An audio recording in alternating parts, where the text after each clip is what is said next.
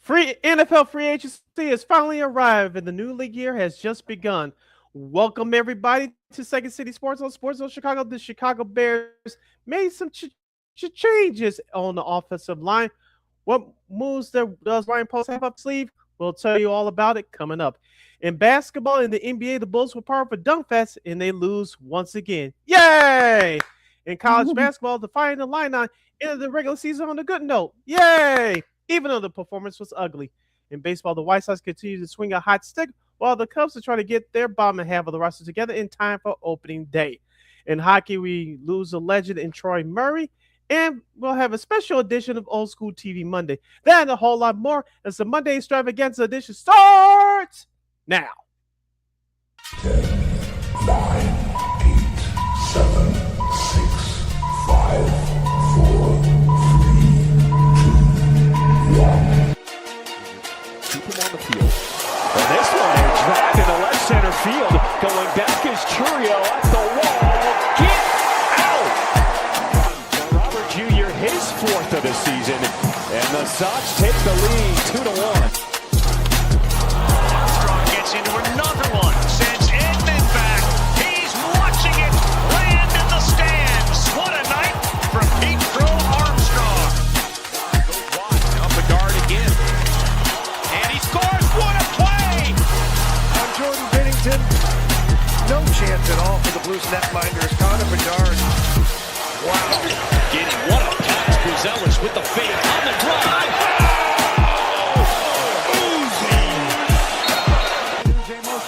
They're blitzing. It's picked up. Caleb throws. Middle of the field. Loveland catch. Breaks away the 30. Loveland 20. Loveland 10. Loveland end zone. Touchdown Bears.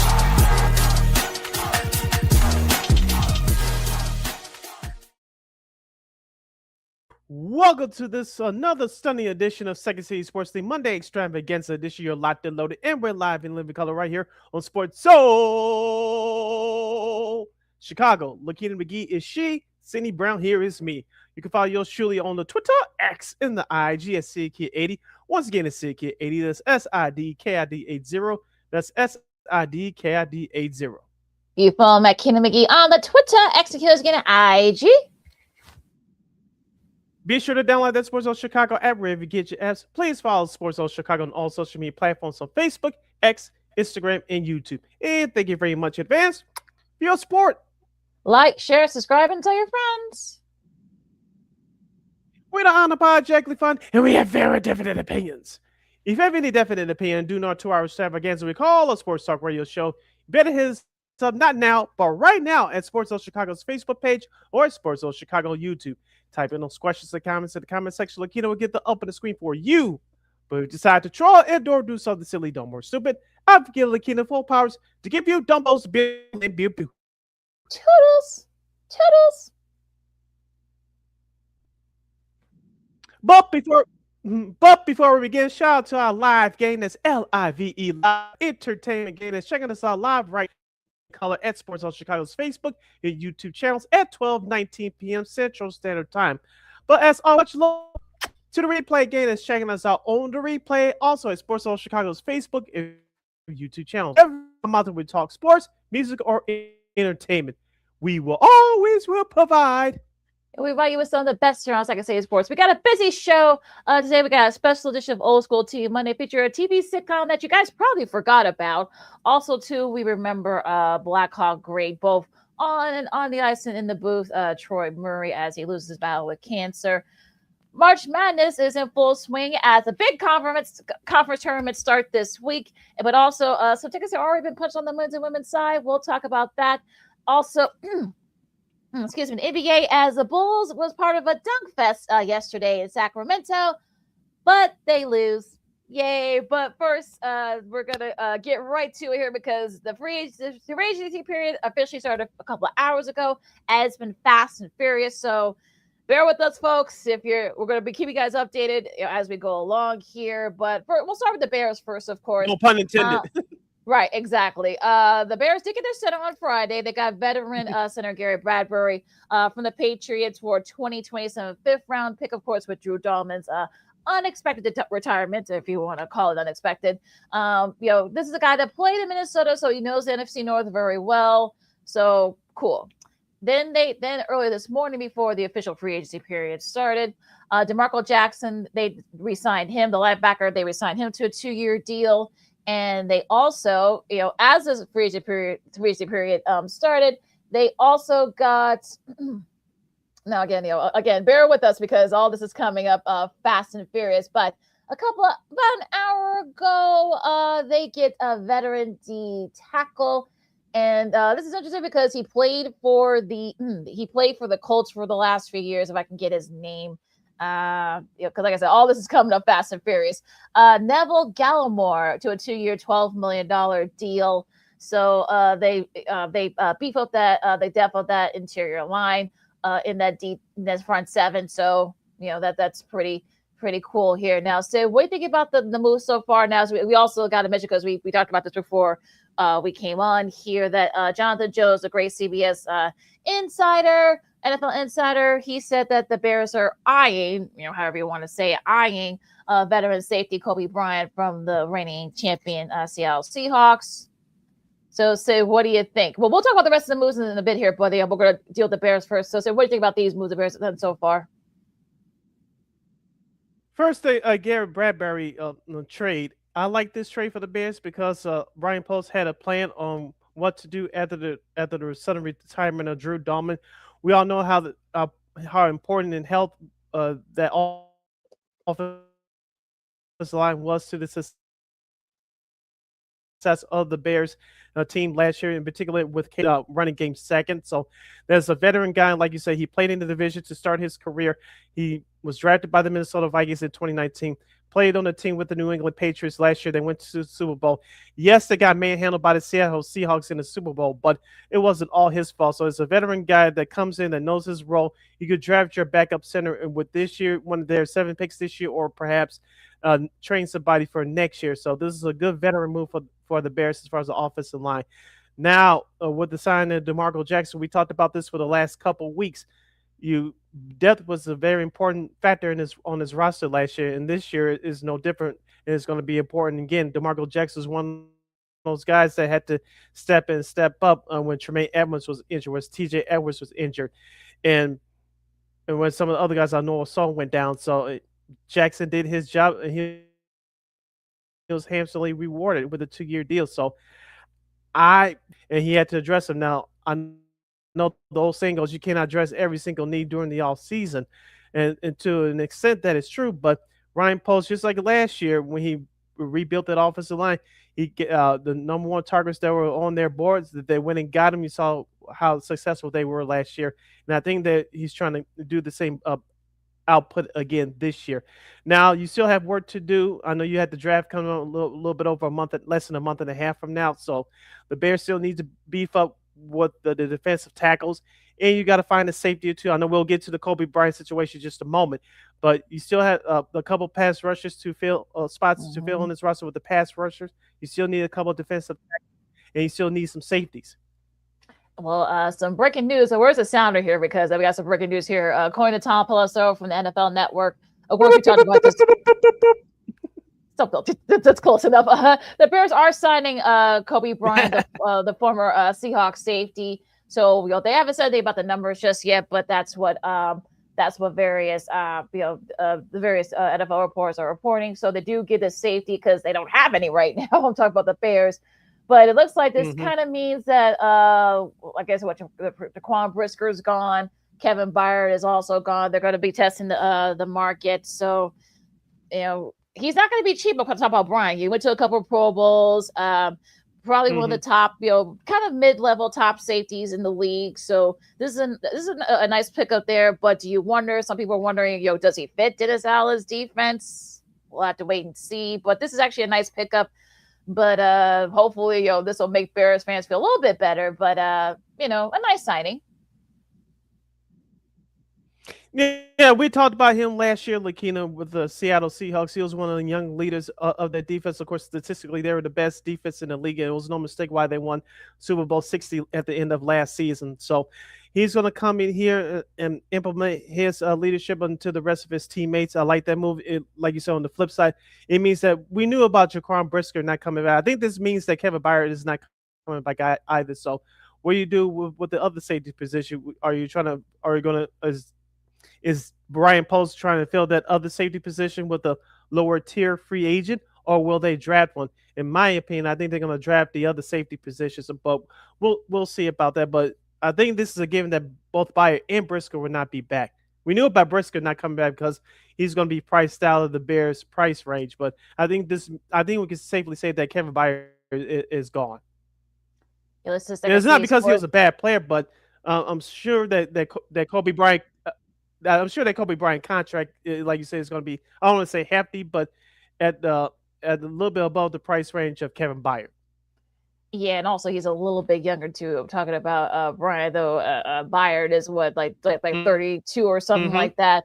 I think he's like 28 or 29. Well, he's 26. So Jesus, I feel like he was younger. He was older than that. But yeah, 26. So, but yeah, like 26 years old. So you get a little bit younger. We'll see if he fits that defense that we know that Dennis Allen likes to run. So, like I said, this is a good signing for the Bears. I mean, we'll see how other people feel about it, but they address a need, so we'll see. Like you said, they need another safety, like you said. So they still need to they still need an edge rusher too. I know they signed a couple of edge rushers. We talked about it last week, but you're definitely gonna need the edge rusher to help out Montez Sweat.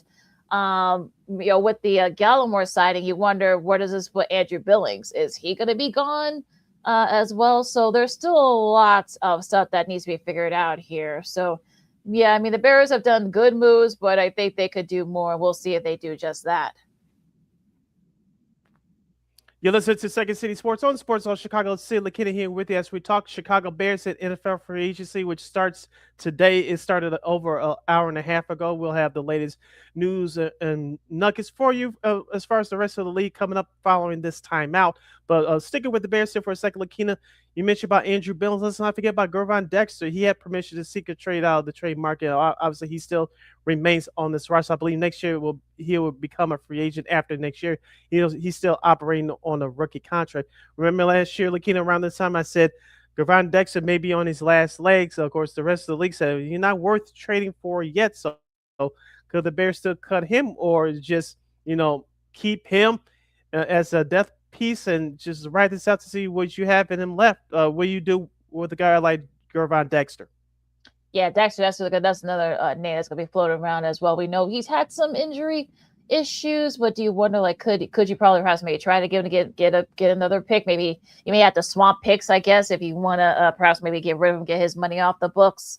We'll have to wait and see with that. But like you said, I mean, the Billings is interesting because I know that you know he is revered here in Chicago when he's healthy. So I'm wondering, like, do you try to maybe try to trade him, perhaps maybe get another pick, or maybe is it one of those things where you might just have to just cut him and put him out in the open market?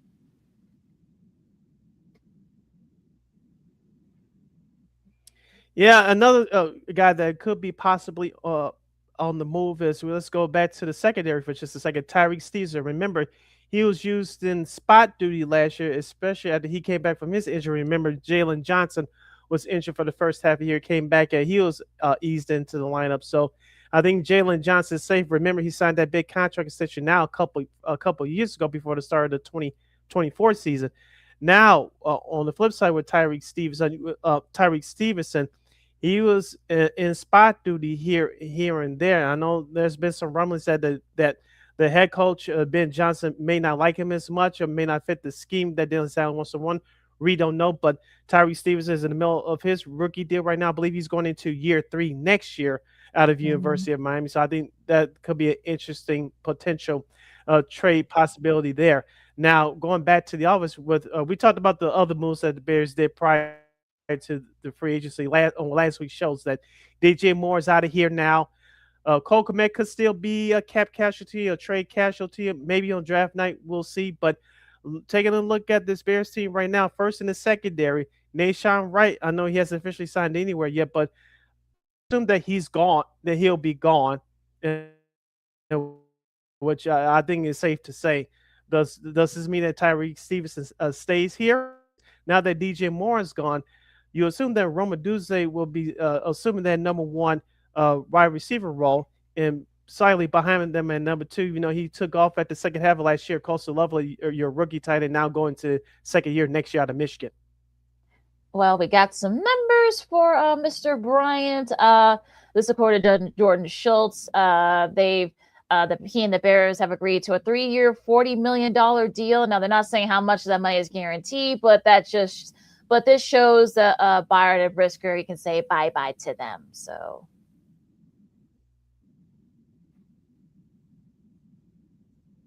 Yeah, we said that, make that assumption. Yeah, like you said, with those numbers, those assumptions are becoming facts now.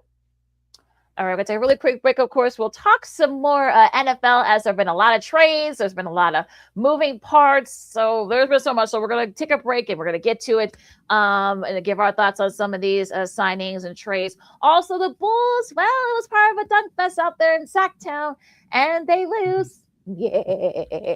See, you got Sid all sweaty about it. He's getting all riled up here about the Bulls now. So we'll have that. And the rest of the NBA, as the Lakers actually had a big win. I mean, right? I mean, look, but look, I mean, we'll talk about that. The Bulls losing to Sacramento, but also the Lakers. They're starting to figure things out. They got a nice big win last night without LeBron, and so much more. Second City Sports on Sports Chicago. More NFL free talk and a little NBA too coming up right after this.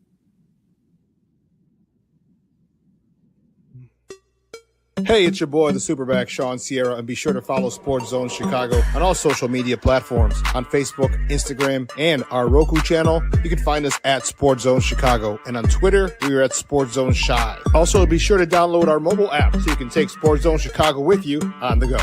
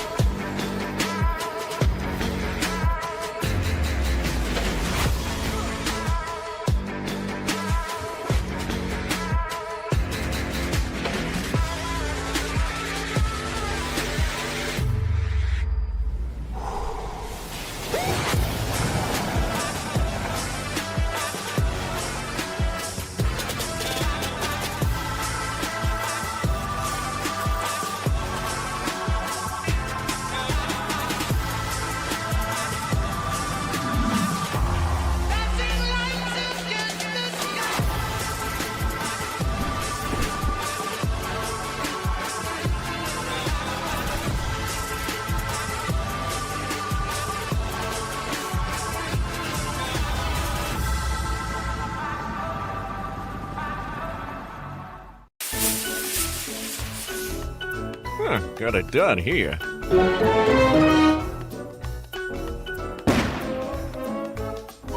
Ouch! And we're gonna make sure you lit this time. Ouch!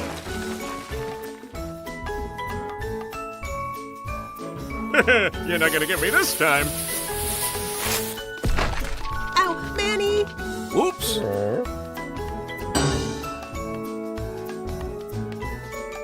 Let's try an easy one.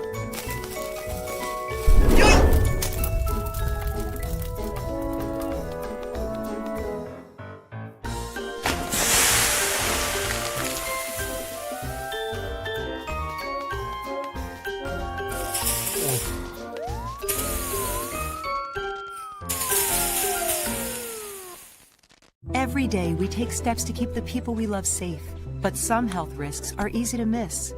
Ticks hiding in the yard can spread germs, like the ones that cause Lyme disease.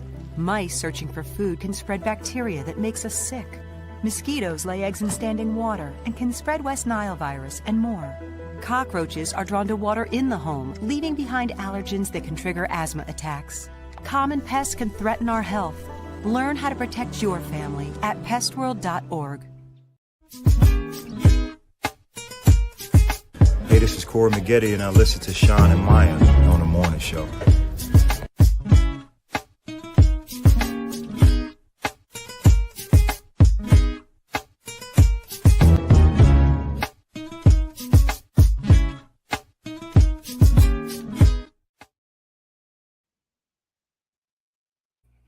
Welcome back to Second City Sports here on Sports Zone Chicago's The Monday Extravaganza Edition. I'm Sid, that's LaKeena. You can follow yours truly on the Twitter, X, and the IG at CK80. Once again, it's CK80, that's SIDKID80. That's SIDKID80.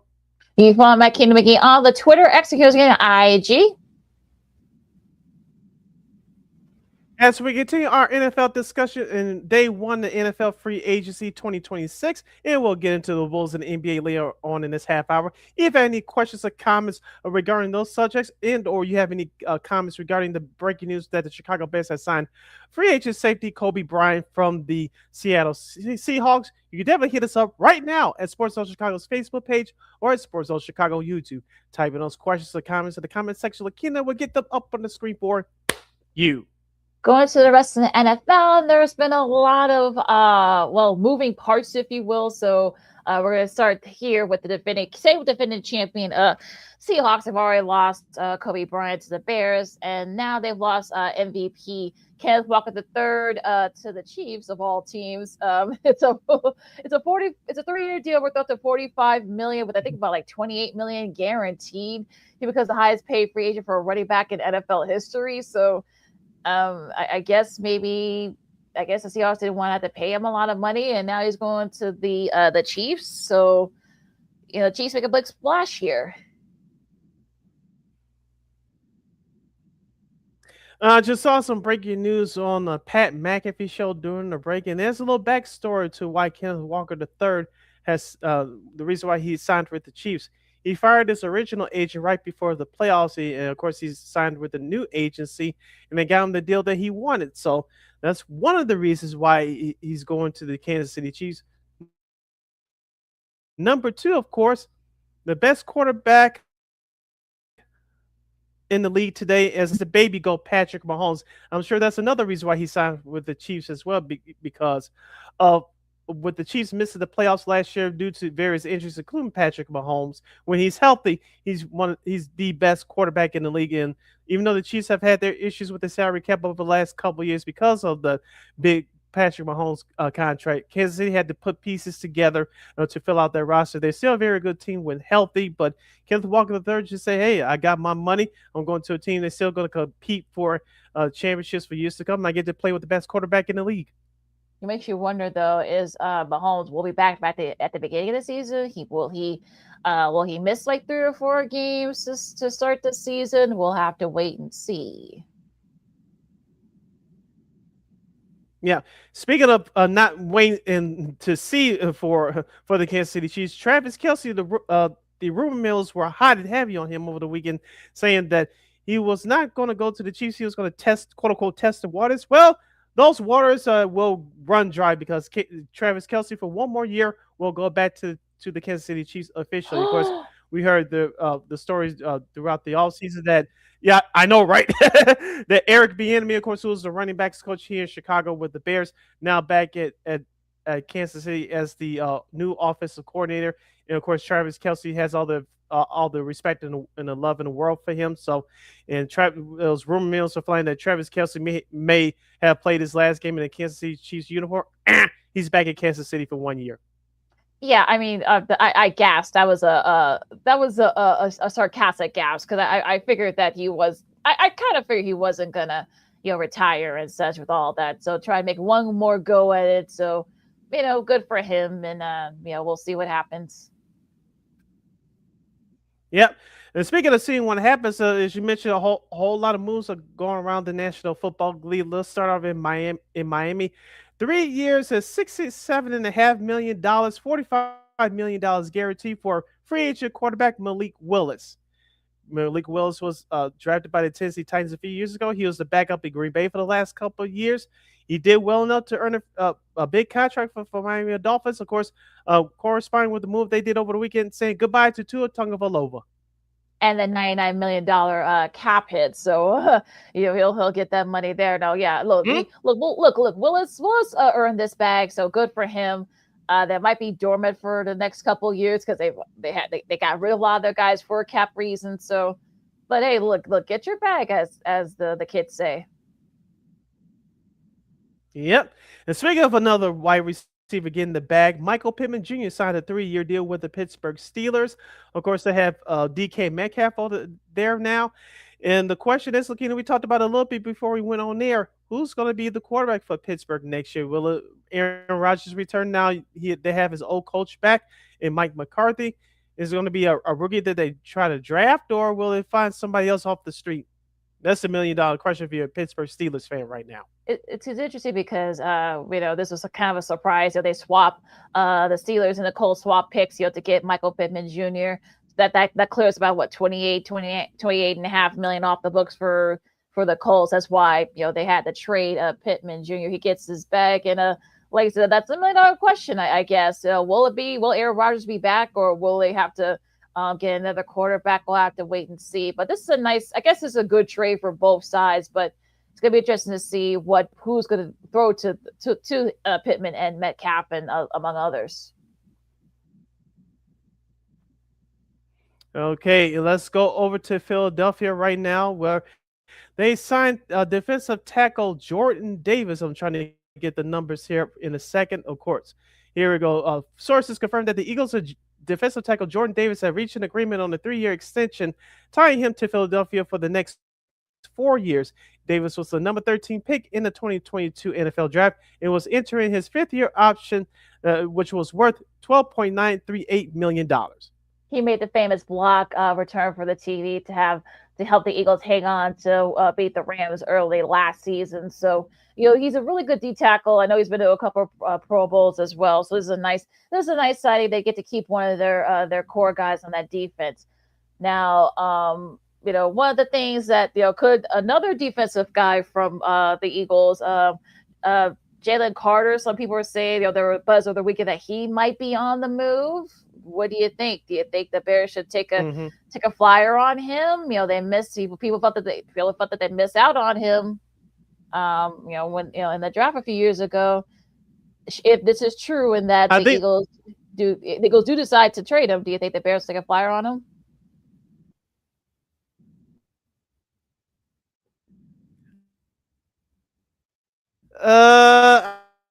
I don't know if they will. Should they look under their rock? Yes. Do I think it's going to happen? Second, I want to ask you about with they traded Gary Granberry over the weekend. Of course, the Bears are still looking for a left tackle. Taylor Decker was released from the Detroit Lions over the weekend. Do you think it's a foregone conclusion that Mr. Decker will sign with the Bears for at least 1 or 2 years to play left tackle until Ozzie Trapilla gets healthy following next season? Depends on what he's looking for. If he's looking for a big number.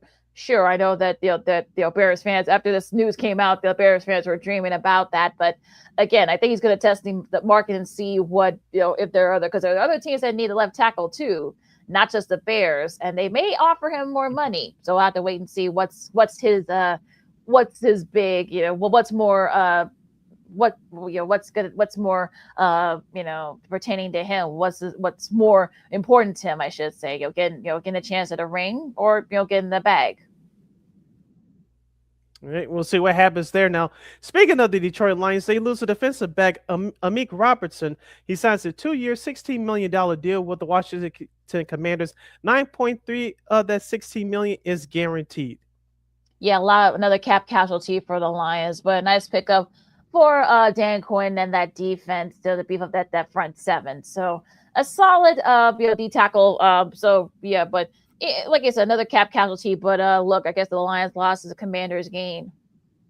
Yep. And speaking of another game, the Tennessee Titans has signed a backup quarterback to back up now going to his second year, Cam Ward out of the University of Miami. And he has a connection to Chicago. His name is Mitchell Trubisky. That's right. Mitchell Trubisky has signed a 2-year free agent deal with the Titans to join the AFC South contenders. Maybe they'll be surprise contenders next year. Who knows? But Mitchell Trubisky took his talents from Buffalo. Now he signs a 2-year deal to be the backup to Cam Ward down there in Nashville.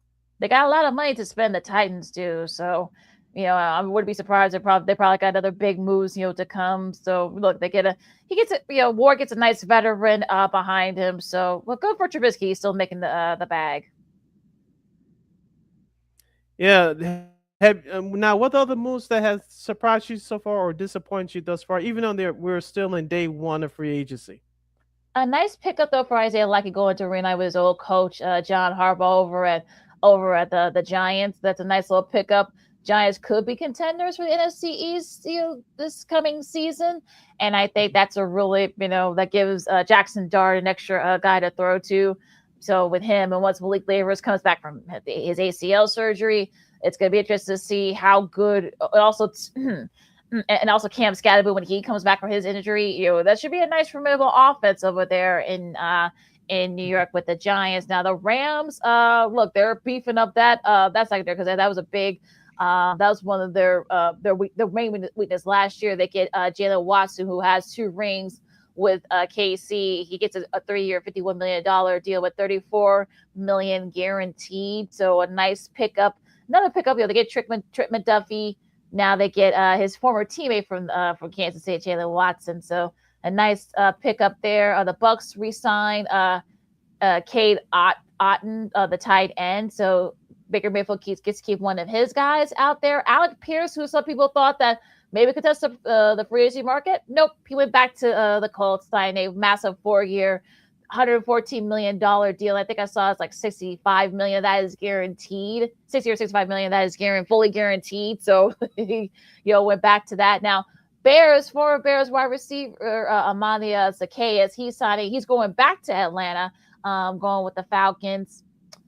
He made the initial roster as an undrafted free agent. He's not going back to Atlanta. So we just see what happens down there with Atlanta over there. What about you? What are some of the moves that made you excited, but then there were some that made you kind of like, scratch your head?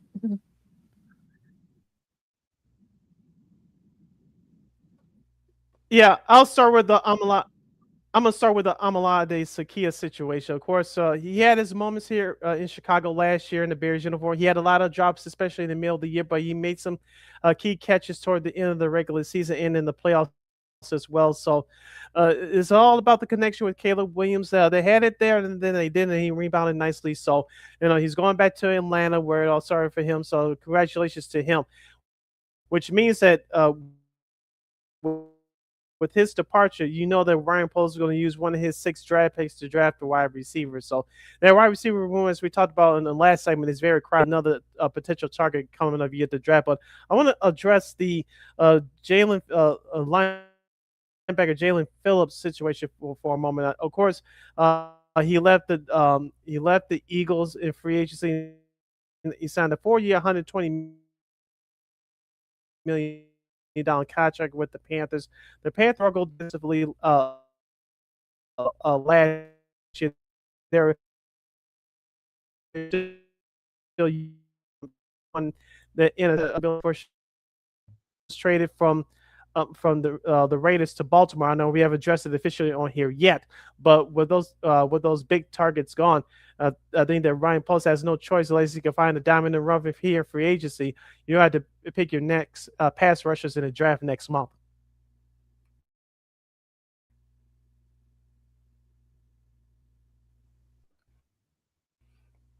Sorry about that, You're listening folks. to Second City Sports on Sports Zone Chicago. Sid LaKeena here with you.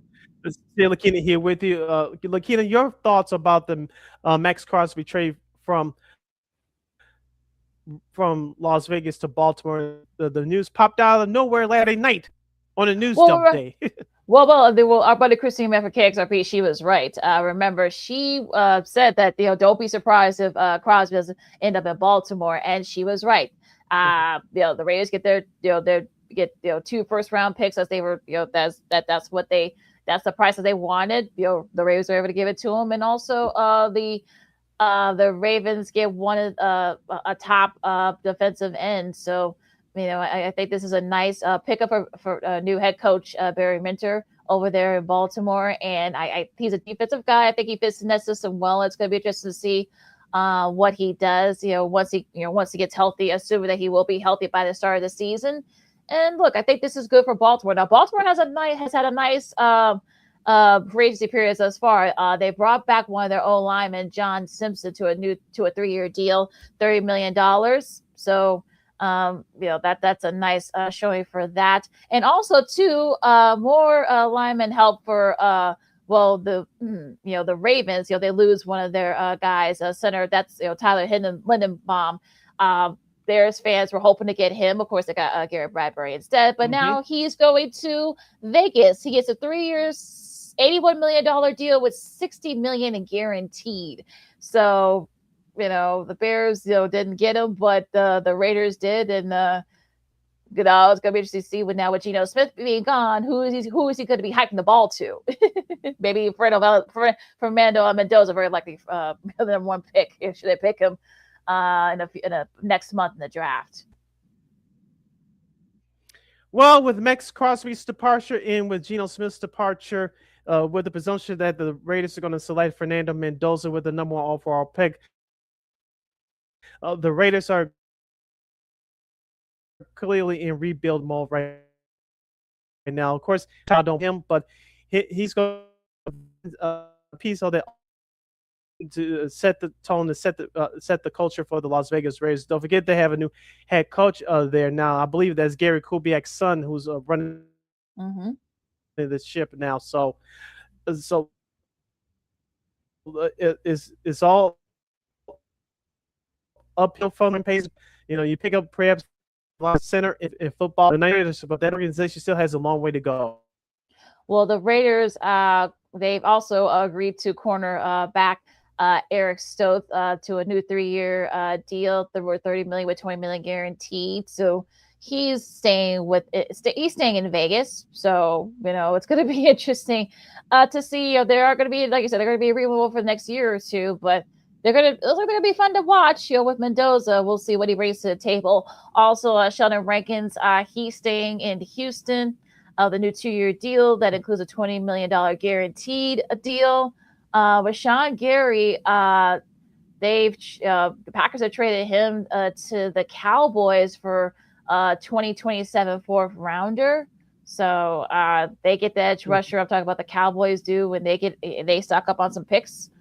Also, Micah Fitzpatrick, the Dolphins traded him to the Jets in exchange for for this year's 7th round pick. So the Jets are building a little bit something here.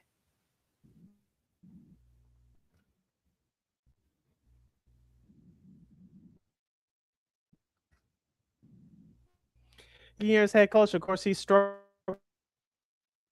last year, just creating an interception. So then that was a mini problem on him with that roster. That defense was less fit. I'm not going to sit here and say that Aaron Glenn needs to win in year number 2, but their organization needs to show some major improvements next year.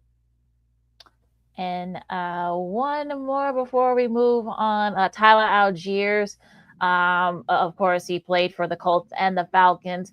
He's going to Arizona on a 2-year, $12.75 million deal to go to Arizona.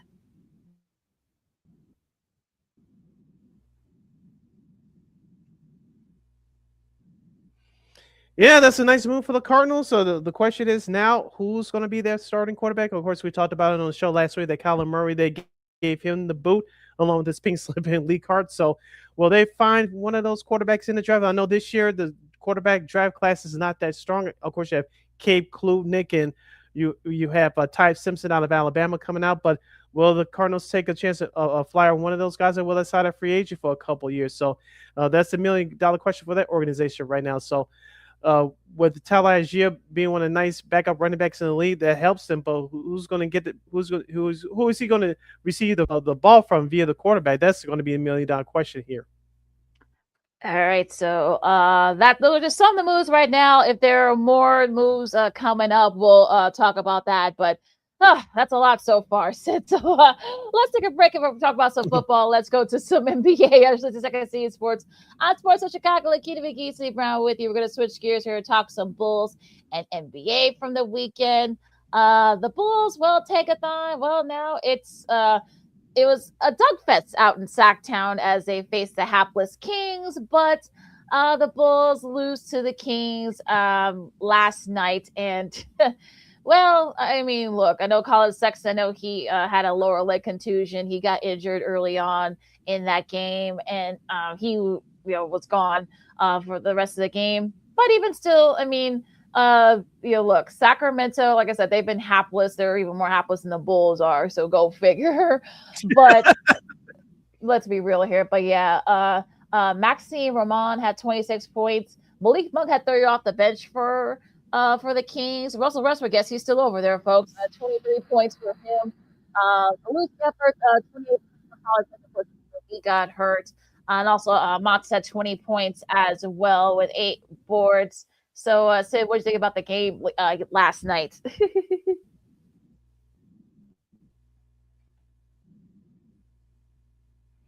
Well, you mentioned it was a dunk fest last night over there in the new arena in Sacramento, and the Kings balls off the court, especially Malik in the first half to show up and show out against Chicago. On the flip side for the Bulls, you mentioned about Matas Buzelis in his improvement. We talked about all season long, but we're going back to last night's game. They gave up 68 points in the paint to Sacramento. Last time I checked, DeMontis Sabonis is injured for the year, so how in the hell they giving up that many points in the paint? We talked about over the last couple years on the show. That's been one of the Bulls' major hurdles as defense, especially in the paint. It's been brutal. Also, too, in the turnover department last night, the Bulls had 27 assists, but they had 14 turnovers to Sacramento's 4. That was the game right there. Yeah. So so not a good showing for the Bulls as they continue their West Coast trip. They face Golden State tomorrow. Probably very likely no Steph Curry. But even still, I mean, look, this is what you Bulls fans want. You want them to play hard and, not win. So, and they're doing just that so far. We'll see they continue that tomorrow against Golden State. Yeah, just a couple other nuggets about the Bulls before we move on. Josh Giddey had another triple-double last night with 15 points, 12 rebounds, and 10 assists. He's still trying to work away his back through various injuries. Trey Jones chipped in with 12. But Patrick Williams, LaKeena, another disappointing performance. 5 points and 1 rebound, a.k.a. Lee Williams, gave you nothing last night. But Nick Richards, who's one of the many new acquired Chicago Bulls that came over in various trades last month's trade deadline, 10 points, 11 rebounds, rather, and 1 assist. I think maybe he can stick around for next year. We'll see. Colin Sexton had a big game off the bench with 28 points and 2 rebounds and 3 dimes last night. So Colin Sexton, he's getting some playing time.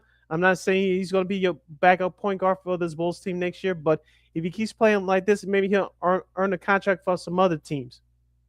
Gonna be interesting to see what happens there. Now going into the rest of the games for the weekend, we won't go all through just the big games. The Lakers get a big win. Sans LeBron as they beat the Knicks 110-97. 35 points for Luka, 25 points for Austin Reeves, 12 off the bench for Luke Kennard, and also too, they actually played some defense. They actually had 10 steals yesterday in that game. 18 turnovers for the Knicks, so that's what was the difference in that game. Yeah, and then Lakers actually held the opponent under 100 points. Yay! 97 to be exact. So I'm sure JJ Redick was happy with about their results on the defensive end. And the Lakers can be sort of consistent on that end, where they get that guys healthy in time for the playoffs. I think the Lakers will be okay. Now, are they a championship caliber team? No. Can they win a playoff round or 2? Maybe it depends on the matchup, but if they cannot play a lick of defense in stretches of some of these games, especially as we enter into the final month and a half of the season, you can kiss any of their hopes bye-bye. And DeAndre Ayton has to get back to being consistent like he was to start the year. Miami with a nice win against Detroit, 25 points for Tyler Hero. Boston beat Cleveland. That was the first game of the ABC Sunday doubleheader, 109-98. Jaylen Brown had 20 points, 23 points, I should say. Jason Tatum had 20 points in his second game back. I'm talking about Tatum. So he started. You could tell that he's still getting used to game action. You saw him on the bike, keeping those legs warmed up. So you got to think he'll be doing that probably for the next month. So we'll see what happens with that matchup there. Going into Saturday's games. real quick. The Clippers beat Memphis. OKC with a nice win against the Steph Curry-less Golden State, 27 points for SGA. On Friday, the Knicks with a nice win against Denver. OG Anunoby had 34 points, 142-103 over Denver. The Lakers, well, that was an adventure. They beat Indiana. Even though they trailed for some parts of that game, they came back and won, and Luka had 44 there. Wemby had 27 as the Spurs beat the Clippers. And a nice weekend for the Heat. They upset Detroit, and they took care of business against Charlotte, 128-120, 33 points for Tyler Hero there. And Boston beat Dallas.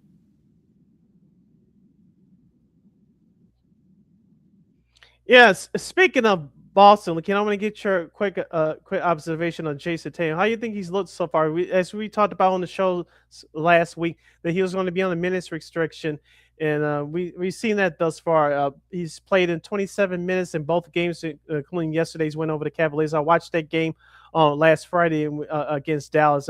He looked very good. I know he was timid a little bit because he hasn't played in almost a year. Talking about full court basketball, but at various points, you can say this in yesterday's action too. It looks like he hasn't missed a beat. No, I have to. He looked really good. Like I said, those lows first couple games. I saw that game against Cleveland yesterday. You can tell that he's, like I said, he's still on the bike. So it's going to take him. It's probably going to take him, maybe a couple of weeks to kind of get him into get back into game shape and game mode. I know he's been practicing a lot. Once he got cleared, he played 27 minutes in that game against Cleveland. I think he only played like 25 in that game on Friday. So it's going to be interesting to see. I'm sure as the games go on, I'm sure Udoka is going to make sure that he is going to be game ready, so they can get ready for the stretch as we go into the playoffs and such. So I think he's really good, but like I said, I'm sure they're going to tread very lightly with him. Yeah, Joe Mazzulla and the rest of that coaching staff and Celtics training staff will be very careful with Jason Tatum. All right, let's go into the schedules for tonight's games and for the rest of the week here in the NBA. Starting on with Monday's schedule tonight, Philadelphia will travel to Cleveland to take on the Cavs. The Cavs in a back-to-back situation. The Memphis Grizzlies and the Brooklyn Nets will do battle in the Tankathon. The first game of the Peacock ABCSN doubleheader tonight will feature Denver and OKC. The Warriors will take on the Jazz. In the second game of that NBCSN Peacock doubleheader, the Knicks will stay in Los Angeles. They'll play against the Clippers in the new Intuit Dome.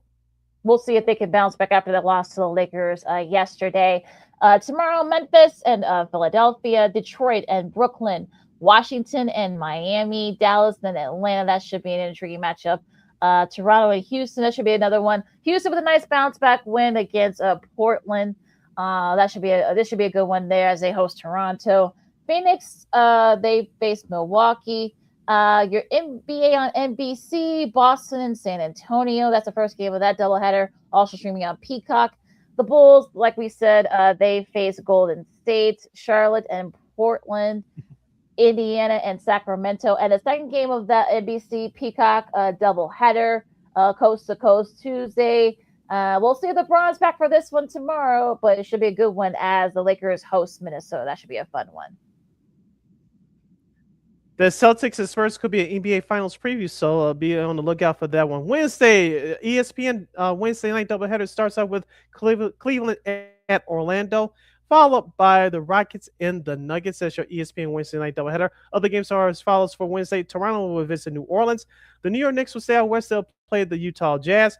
The Charlotte Hornets, who lost at Phoenix last night, they stay out west. They'll face the Sacramento Kings. And the Los Angeles Clippers will host the Minnesota Timberwolves. That's your schedule for Wednesday. Yeah, they get to stay. They get to go about across town to the Intuit Dome. So maybe they'll stay at the same hotel. I don't know, but that should be a fun one still. Thursday, your first game of the Prime Video doubleheader. You got Philadelphia and Detroit. There might be an intriguing one there. Phoenix, Indiana, Washington, and Orlando, Brooklyn, and Atlanta. Miami hosts Milwaukee. That should be interesting. Giannis, we'll see if Giannis and how long he plays over there with the Bucks as they face Miami. Dallas and Memphis. Denver and San Antonio. I'm surprised that is not televised nationally, but I digress. But this should be a good one here. The second of that prime doubleheader, Boston OKC, and the Bulls and the Lakers. That should be interesting. We'll see if LeBron's back for that. If he's not back for the one from a couple of days from now. We'll see if he's back for this game, because he loves playing the Bulls. So we'll see if he's back for this one against them. But that's just good for this week in the NBA. Our number one's doors are locked to officially shut. Our number two's doors will officially open up following this timeout. As you're listening and watching Second City Sports right here on Sports Zone Chicago. We got to get into baseball. LaKeena, are you watching the WBC? USA and Mexico will get down on it tonight. And the rest of the spring training action recap. And we got to get into college basketball. The final line won their last game of the regular season yesterday, but are you confident they'll make a Final Four run? And we'll get into all the sports media news, shenanigans, and of course, we'll wrap it up with Old School TV Monday. That and a whole lot more as you stick and say right here on Sports Zone Chicago.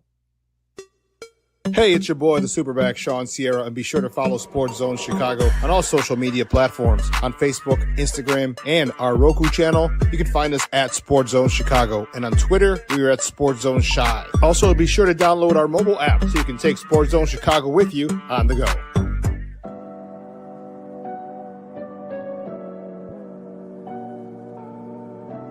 How do you take care of your mind health?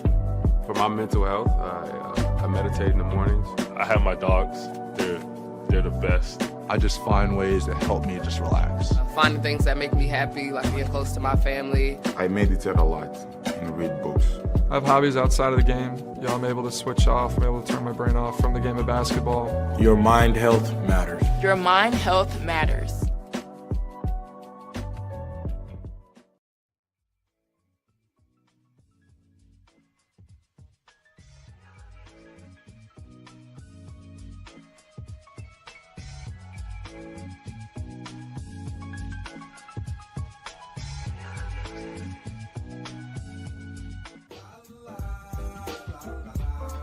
It's a romance sport.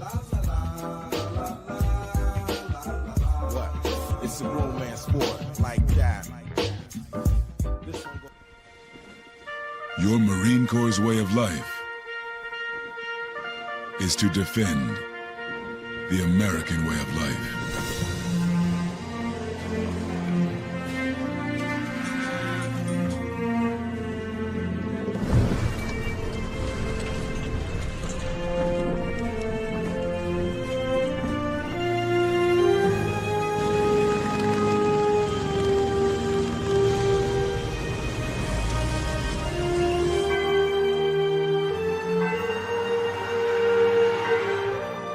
Every day,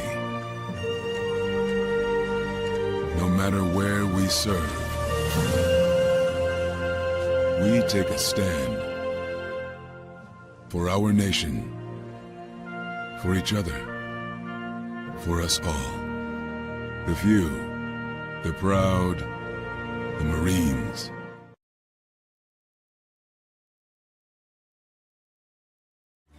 Every body in a work zone is someone's somebody. This is my mom. She works for KDOT. This is my dad. This is my mom. This is my daddy. This is my sister. This is my daddy. This is my son, Scott. He was killed while working in a highway work zone. When you drive through a work zone, drive like a life depends on it. Because it does.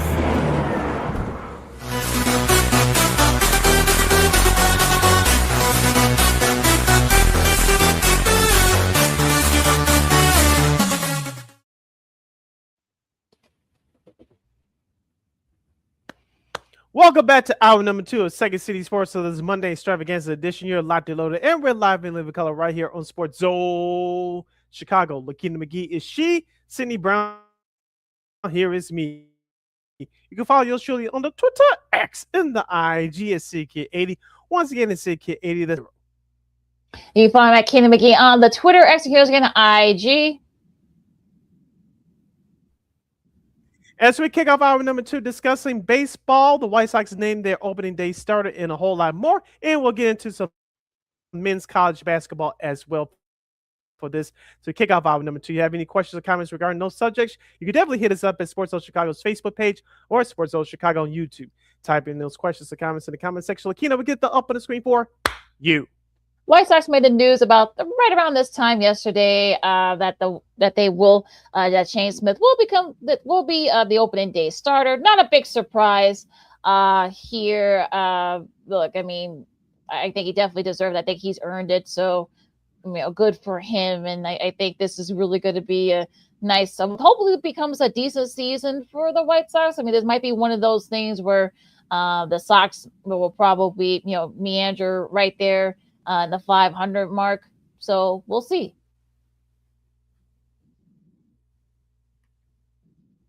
Yeah, congratulations to Shane Smith. As we talked about on the show for the last couple of weeks. He was a Rule 5 pick last year. He came out of nowhere, made the All-Star team. Had a little injury setback when he came back towards the end of the year. He was dominant like he was in the first half of the year, and he's looked great in spring training thus far. I don't know who's running the White Sox social media department, but they've been doing a great job over the last year and a half or so. And now since this team is starting to training, hopefully back on the bright side of things in terms of becoming contenders.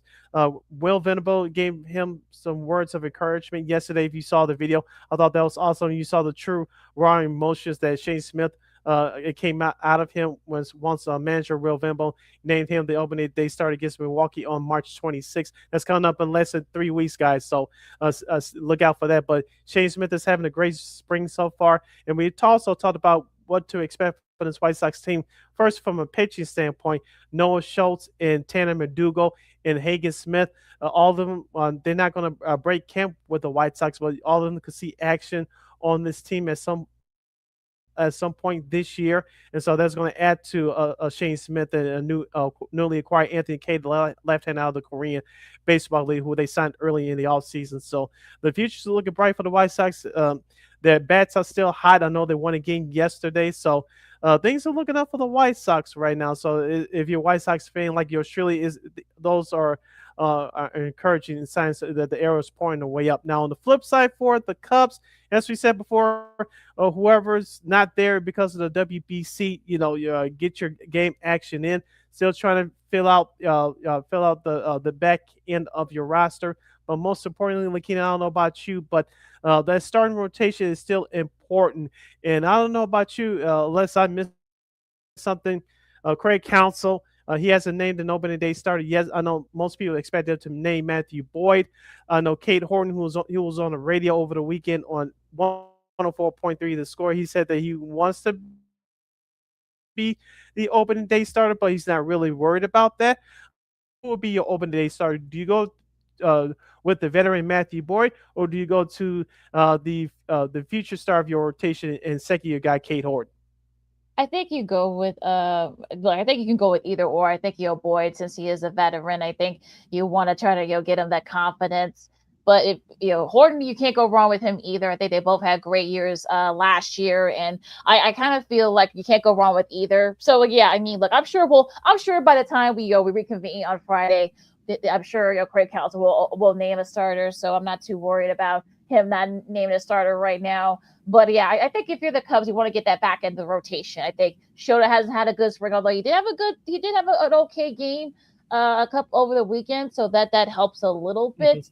But I think I want to keep in the back end right now. Tyon, he's improved a little bit as spring training has gone. So those are the kind of guys. That's why I'm not worried about the top guy, the Boyd and Horton. I know what I'm getting for them. It's the mid guys and the back end guys that I'm looking for, especially with Justin Steele. You don't know when he'll be back. So that's what I'm looking at right now as far as the Cubs are concerned with their rotation.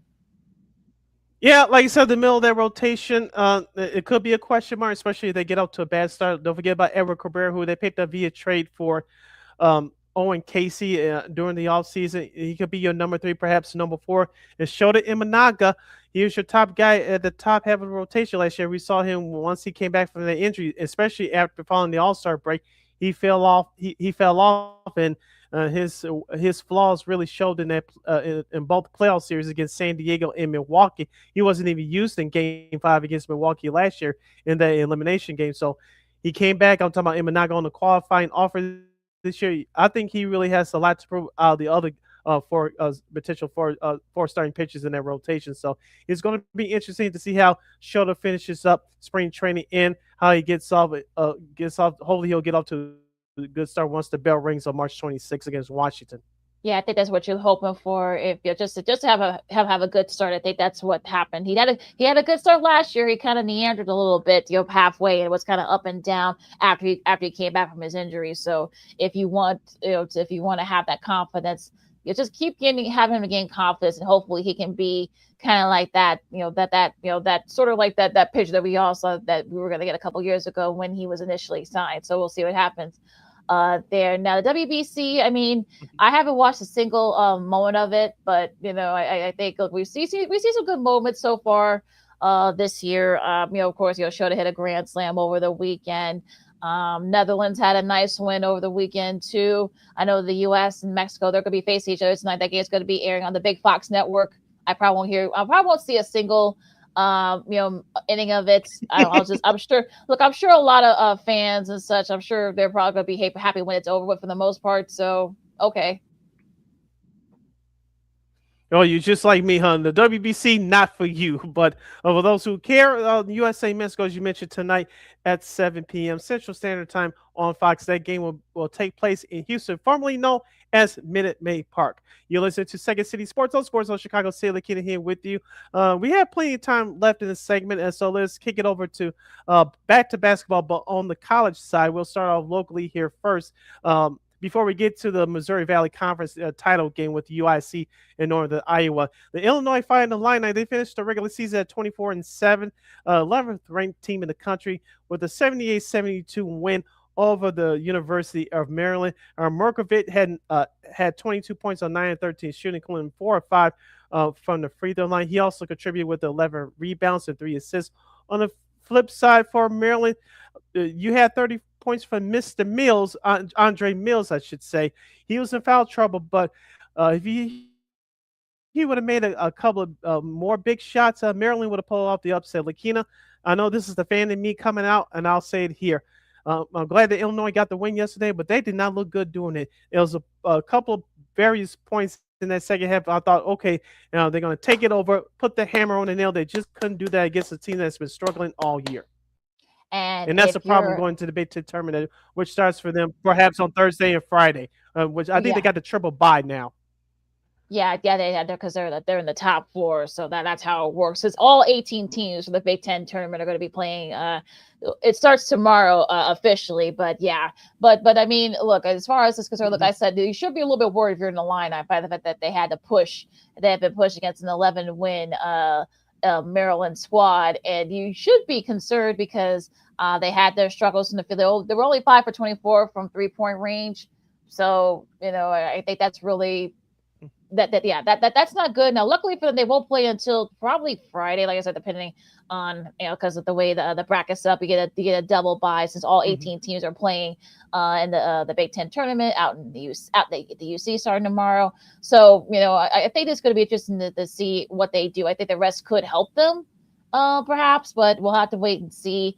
But yeah, not a good showing if you're an Illini fan. You should be a little worried as we get into in the conference tournaments. Just breaking news here. Just looking at the schedule for the Big Ten tournament. The Illinois Fighting Illini, and they'll be playing on Friday at 1:30 p.m. So as you're watching and listening to us on Second City Sports, on Friday, the Illini will tip off their first game. Of course, opponent to be determined. So the first game for the Fighting Illini in the Big Ten tournament here in Chicago will be Friday at 1:30 p.m. Central Standard Time. All right, so we'll see that the rest could probably help them. Maybe it didn't, so we'll have to wait and see what happens there. Now, Michigan took care of business. They get the Big Ten They get the Big Ten regular season title outright. They beat Michigan. It was back and forth for a little bit. Yaksa Ledabor had 27 points for Michigan as they beat their rival Michigan State. Nebraska needed overtime, but Cale Jacobson had 15 as they beat Iowa. They're the top 4, so they get the double bye. As well, Memphis, they edged out Tulane 95-96. I think they're the 4th seed in the American, so we'll see if Penny Hardaway and his guys can kind of get back into it as well. Now going Now, going into the Missouri Valley Conference championship game, UIC, they fell short as Northern Iowa shot about 48% from the 3-point range. So unfortunately, they weren't able to beat Northern Iowa. They go back to the tournament for the first time, I think, since 2018, I believe, for the Panthers. I know a lot of people were cheering for the Flames because they hadn't been there, I think, since the early aughts. Like I said, when you're shooting, they're shooting 52% for 3-point range. So I know Trey Campbell. I know he's. I think he was all first team, all Missouri Valley. He had 23 points. Brent Schwager had 18 off the bench, and so. And unfortunately, Elijah Carter had let the Flames at 28, but it was just too much. Northern Iowa from the 3. That's what got them that win, that automatic ticket to the dance. Yeah, shout out to UIC. Shout out to our good buddy Jay Hood, of course, of ESPN 1000's Cap and Jay Hood Morning Show. Of course, he's the voice of UIC Flames basketball and baseball. Checked out a couple of his clips over the weekend. He did a great job. But for UIC, I think Dan Bonner brought up the point on the broadcast, CBS broadcast yesterday, saying that maybe fatigue was starting to set in for UIC a little bit. I think that was the case slightly, but like you said, Northern Iowa, they were hitting their shots from the outside, especially from 3. I think that's what did the UIC Flames in. Now, did watch their previous game. I'm talking about UIC against Drake the day before.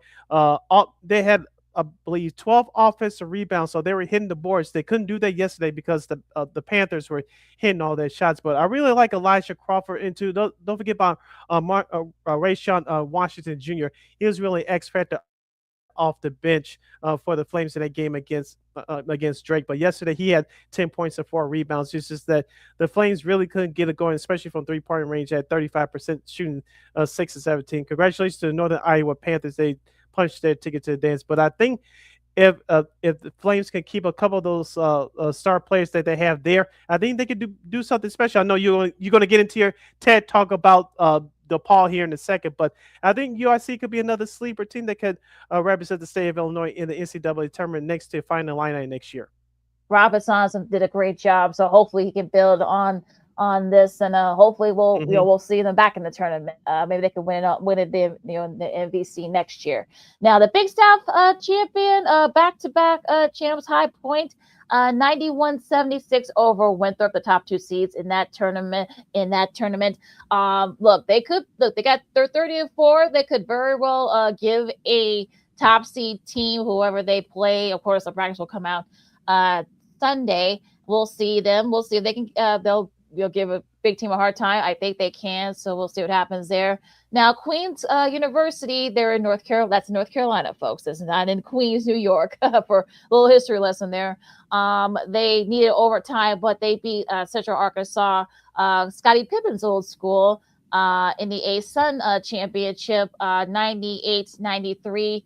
Now, this team will very likely be playing one of the play-in games, either next Tuesday or Wednesday. But yeah, still, you'd like to see first timers in the tournament. So, it'll probably be, even if they do end up playing in the first 4 games, it should still be a good time for them. Speaking of first time, long time, congratulations to LIU. That's Long Island University. They won their conference tournament over the weekend. And guess who's their head coach? I know, Ross Strickland. Who just got his jersey retired by a university a few weeks ago. Yeah, Ross Strickland. I didn't just Google. Yes, right. Yeah. Rod Strickland of the DePaul University's name. Yep. So congratulations to him. He gets the job done in his conference tournament. Like you said, they may play in the first 4 games, which I still think is a joke personally. But whenever a small school like that makes it to the big dance, you celebrate their accomplishments. So congratulations to Long Island University and Rod Strickland. Well, technically, I don't want to say they backed into it, but the team they played, Merseyside, they're in their second year of transitioning, and of course the rule is you got to wait 5 years, so they couldn't have went to the tournament anyway. They could have gone to the tournament because they were in their transitional period, so that's why they didn't get that LIU win or you lose, but I'm sure Coach Strickland, he's going to want their guys to win it, so it won't feel like they backed into it, but. Yeah, so, and I think that final's not till, I think, tomorrow. So That's why. But technically, they're not in yet. I know that the technicalities of that, but but yeah, I mean that they are officially they will be officially in until tomorrow night. Now, congrats to Tennessee State. They beat Morehead State. First time in 32 years. They're going to the dance. And also guess who the coach there? He used to play with John Shire over at Duke, Nolan Smith. And watch they have those two play each other, just because the NCAA the committee they're funny that way. Yeah. So don't be surprised if you see Duke playing Tennessee State, because they are projected to be a 16th seed. Don't be surprised if you see those two play each other in the first round. But even still, congratulations to them. I know they've been close. I think they've been close like those last 32 years. They've been close like about 12 times. So they finally got over the hump, and now they're back in the tournament. All right, let's go over to some of the key games from last Saturday as the big boys from the Power 5 conferences wrapped up their regular season. We talked about the final line night earlier in the rest of the Big Ten action from yesterday. These are the key scores from last Saturday's action. Number 7, Houston gets by Oklahoma State 82-75. Virginia knocks off Virginia Tech by 72-76. I think Virginia Tech is one of those bubble teams, so if they don't perform well in the ACC tournament, I think you can kiss their big dance hopes goodbye. Number 20, Arkansas, they get by Missouri 88-84 in overtime. I know that UConn lost to Marquette. I know there's a lot of people concerned. LaKeena, are you jumping off the UConn bandwagon, or you think it's just a small bump in the road? I think they stay short from 3-point range. That's another team that depends on the three a lot. And good for Shaka Smart and his guys. I know that Danny Hurley got ejected from that game. Yeah, well, like 0.4 seconds left. Yeah, so that wasn't good. But like I said, they were 3 for 24 from 3-point range. So you're not going to win a lot of games. And good for Shaka Smart. I know they're rebuilding. I guess they've been able to take advantage of it. But good for St. John's and Rick Pitino. This is the first time I think they won it outright since he got all the way back to when Chris Mullen and Bill Wennington were playing over there. Now they had it outright since even before they got there. They since like the 60s, so it's been that long since they've won the Big East regular season title outright. But a nice win for Shaka Smart. Hopefully they can keep building on that for next year. Now Duke got their kick back against North Carolina. They said 26 points for Cam Boozer. Arizona took care of business against Colorado. Florida, they now have they've got the SEC title outright. They beat Kentucky. Iowa State with a nice win against Arizona State. BYU with a nice win at home against Texas Tech. Like I said, I still think they're going to struggle in the tournament. So don't be surprised if they become a 10 or 11 seed, and they're probably going to be out in the first round. Hope I'm wrong, but we'll see.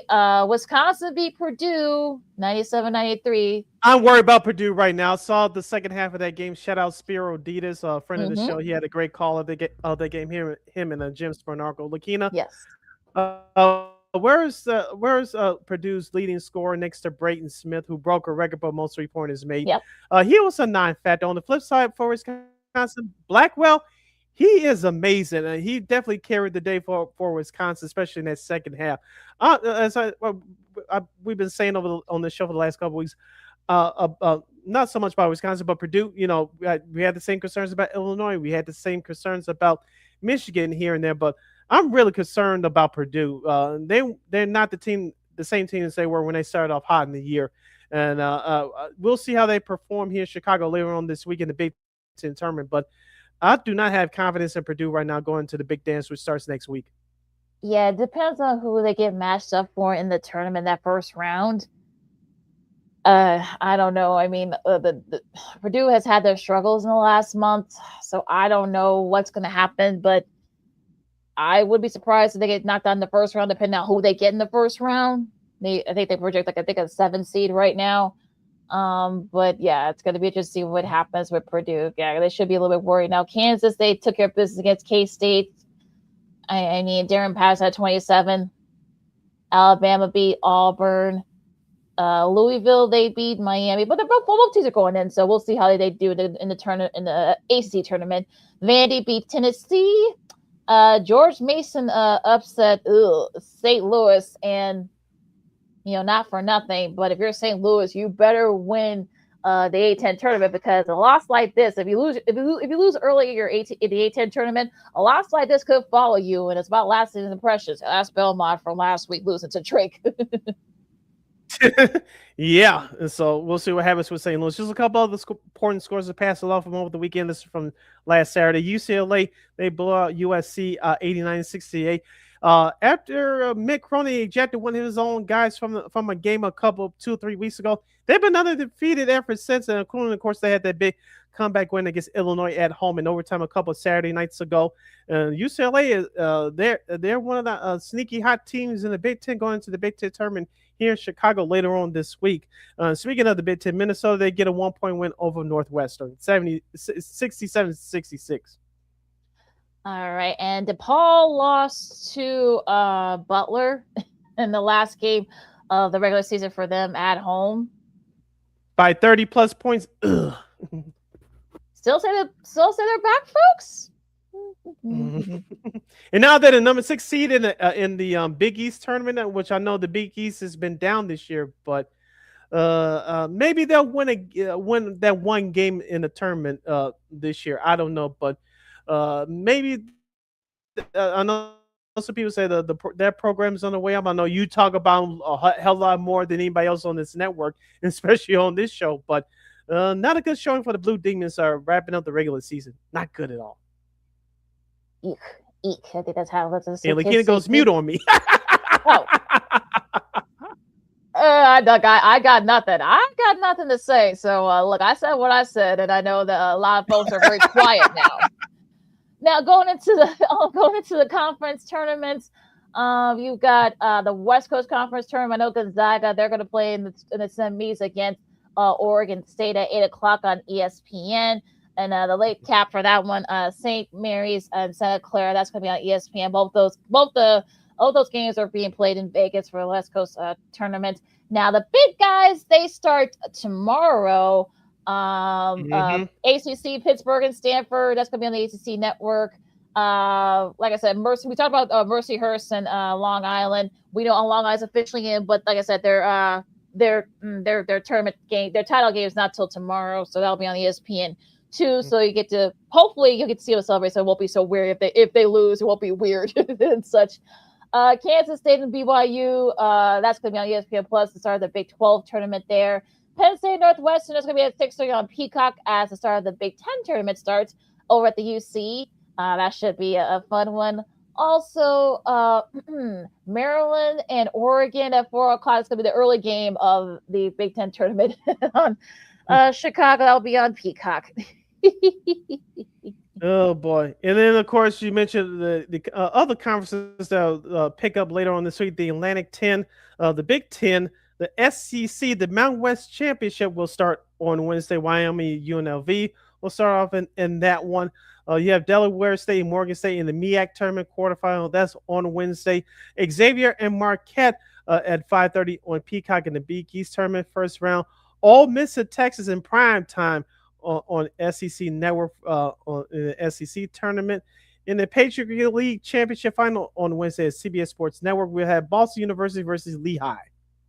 Yeah, both trying to go back for the first time in a few years. So we'll see who gets out of that. Like I said, the Big 12 tournament, the A10, as Sid said, the big boys, they'll start coming in around Thursday. So, your bubble teams, like your Georgetowns, like your I know Auburn. I know some people have their things about Auburn. Miami of Ohio, they're gonna be first up at 10 a.m. on Thursday for the MAC tournament. I don't care what anybody says, they better win their tournaments, because if they lose, I don't think they get in, but we'll see. But yeah, if you're the Miami of Ohio, your St. Louis's, you better win your conference tournament. That's all I'll say. Yeah.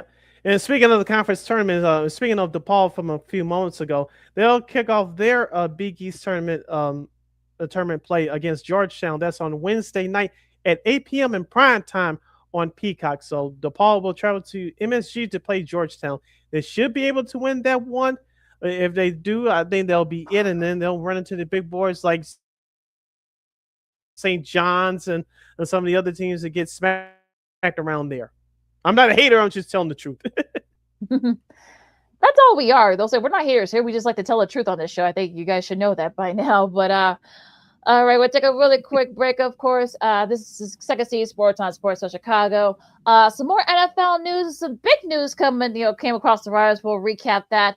We'll also remember popular former Blackhawk player and analyst Troy Murray. Blackhawks, we'll see, they're going to be their first game up. They're going to be playing their first game tonight. We'll see, maybe they could be inspired and win this one for Mr. Murray. And especially some old school TV Monday. I think you guys are gonna like this show and so much more. LaKeena, McGee, Sidney Brown, Second City Sports on Sports of Chicago, our Sports Potpourri segment coming up right after this. Poof. Hey, it's your boy, the Superback, Sean Sierra, and be sure to follow Sports Zone Chicago on all social media platforms on Facebook, Instagram, and our Roku channel. You can find us at Sports Zone Chicago, and on Twitter, we are at Sports Zone Shy. Also, be sure to download our mobile app so you can take Sports Zone Chicago with you on the go.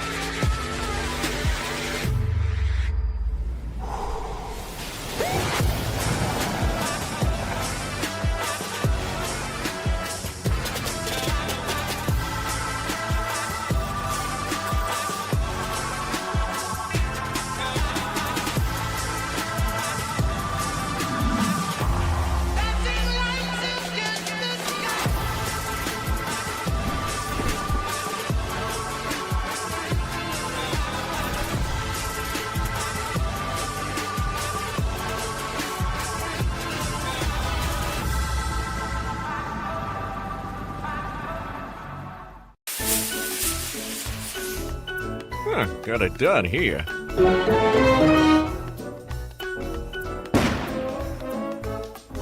Ouch! And we're gonna make sure you lit this time. Ouch!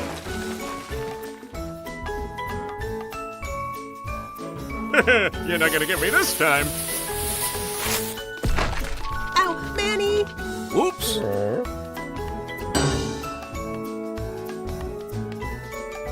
Let's try an easy one.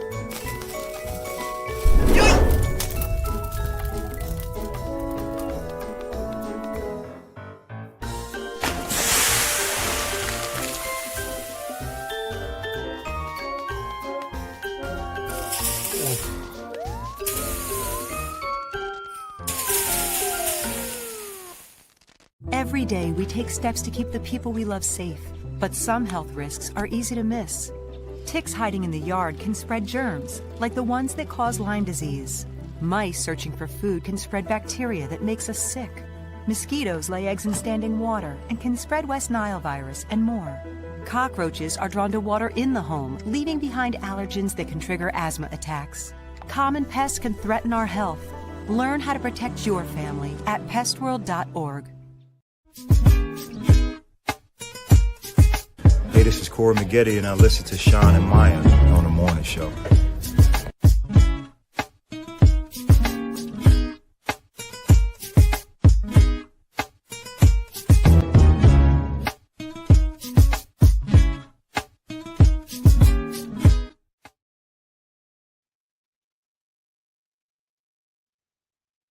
Welcome back to Second City Sports, a Monday extravaganza edition of Locked and Loaded. And we're live in Living Color right here on Sports Zone Chicago. Sid the Kid is me, LaKeena she. You can follow yours truly on the Twitter, X, and the IG at SidKid80. Once again, that's SidKid80. That's SIDKID80. That's SIDKID80. You follow my Kingdom McGee on the Twitter, X, and again, IG. This is our last segment of the show for today in our sports potpourri segment. So if you have any last minute questions or comments for us on any of the topics we discussed thus far in today's show, you better hit us up, not now, but right now at Sports Zone Chicago's Facebook page or at Sports Zone Chicago on YouTube. Type in those questions or comments in the comment section. LaKeena will get the up of the screen for you.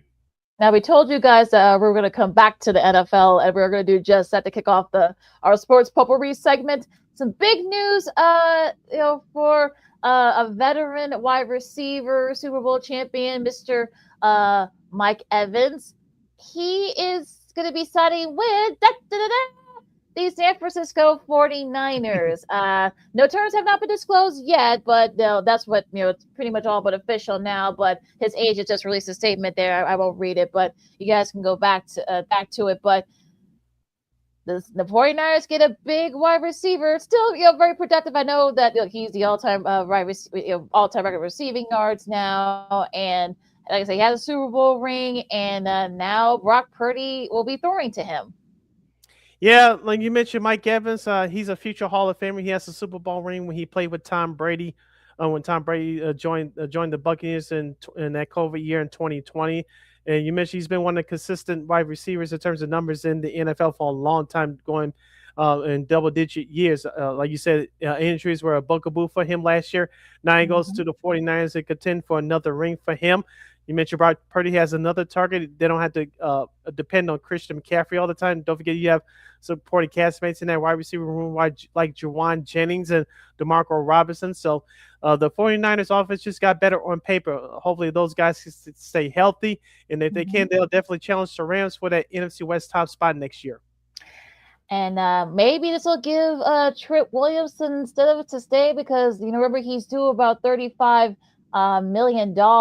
And, unfortunately, they don't want to pay him that. So I know they said they may explore trading him. They may release him. We don't know. But, what do you think?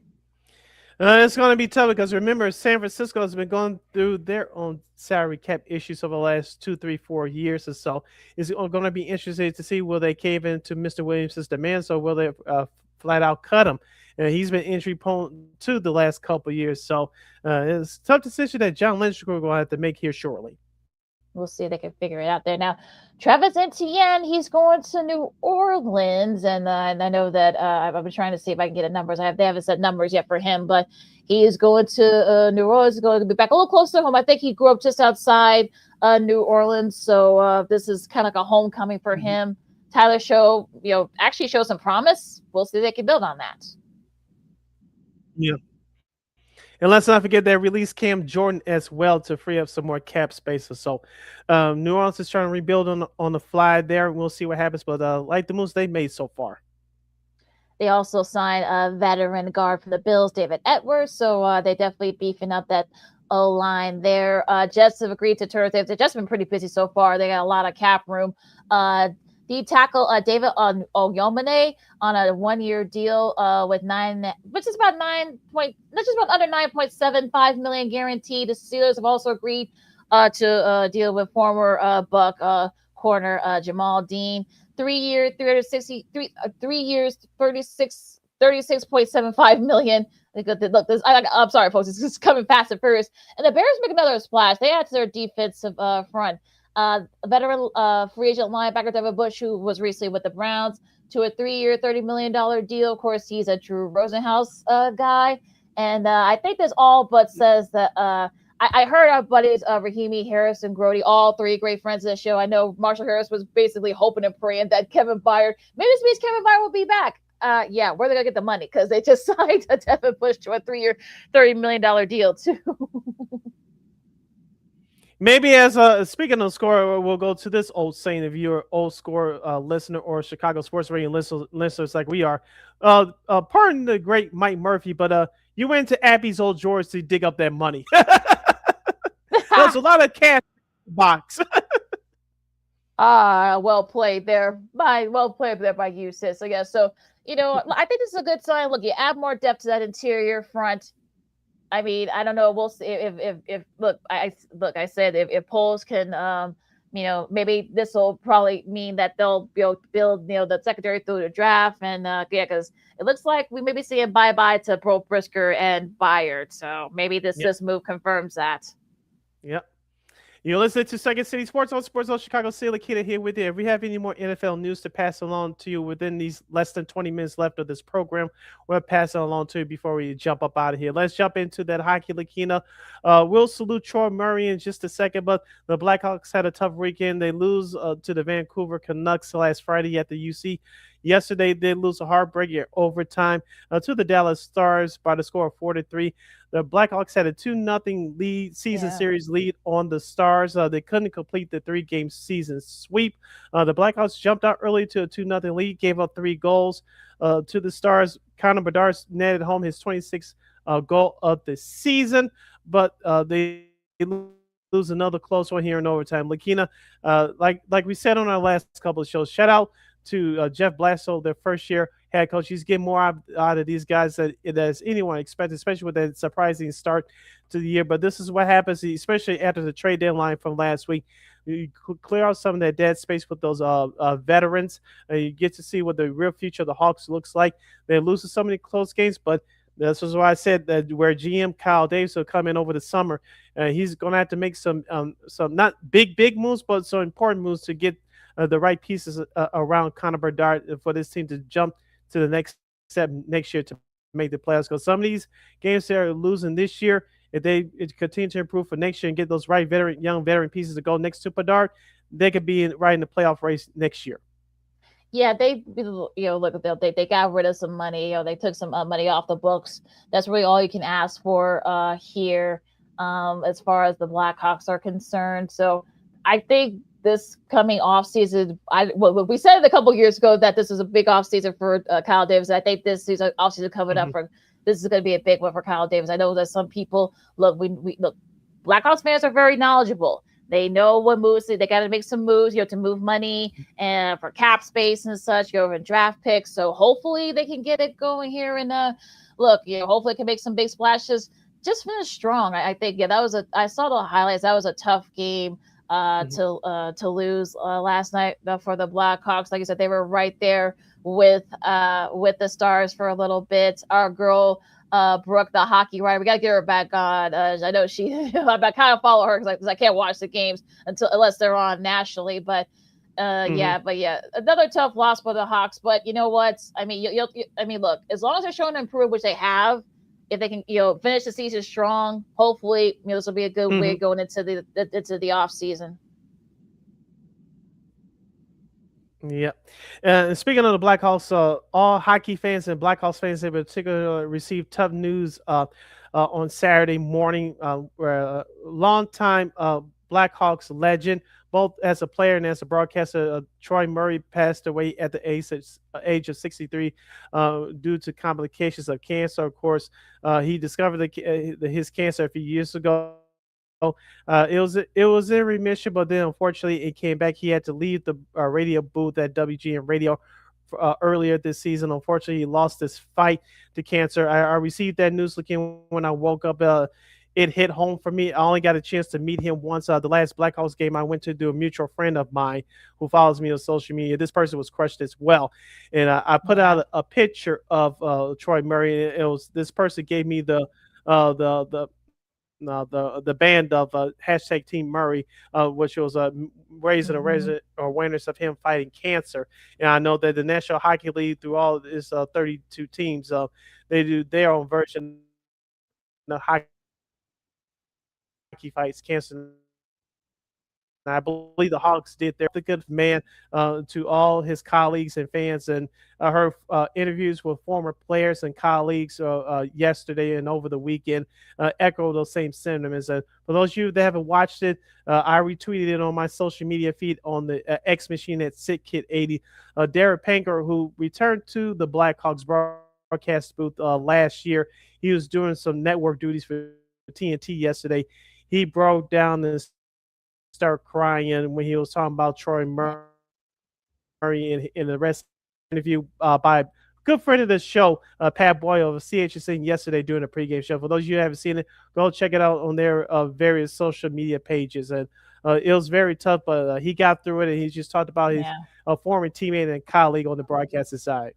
I don't know if you had a chance to check it out, but I saw because I never seen Pegger so emotional, so you can tell that it was a very tough, going for him. Our other buddy for the show, Chris Bowden, informed me of WGN. I know that he did Pox pre and post out at WGN Radio. I know that he became close with Troy over the years. I know he was very devastated by the news as well, and just a really great hockey player too, an even better person.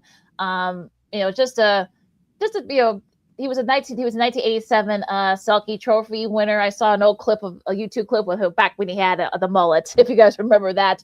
When he after he won the Selke Trophy, which is best defenseman, and he saw he wanted to be remembered. That's probably one, not just a great player but also a great person. And that's who he was. I mean, he played for the Blackhawks, of course, but he also played for Colorado, the Winnipeg Jets, the Senators, the Penguins.